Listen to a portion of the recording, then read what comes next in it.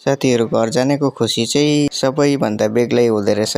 आजको ट्रेन छ हाम्रो चाहिँ र बिहान उठेर फ्रेस भएर सबैजनालाई बाई बाई भनेर हाम्रो ट्रेन चाहिँ हो कर्मभूमि एक्सप्रेस र हामी हाम्रो क्याबलाई चाहिँ वेट गर्दैछु र क्याबमा बसिसकेर क्याबको भ्यू चाहिँ तपाईहरुलाई देखाउने छु कस्तो देख्छ।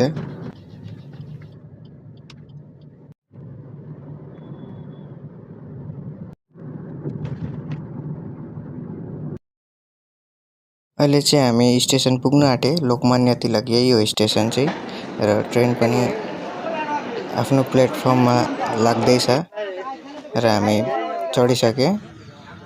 ट्रेनमा चढेर चाहिँ एउटा अर्कै आनन्द फिल भयो र आनन्दको साथसाथ एउटा स्ट्रगल पनि हामीले फेस गर्यौं। तपाईलाई के भन्नु तपाई आफै हेर्नुस्।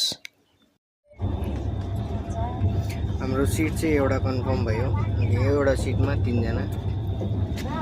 लु अब तपाईहरु सोच्नुस् दिन त कसो गरेर काट्नु सकिन्छ तर राति चाहिँ हामी कसरी काटाउने होला। यहाँ भन्दा अगाडि नेक्स्ट भिडियोमा देखाउँछु। धन्यवाद।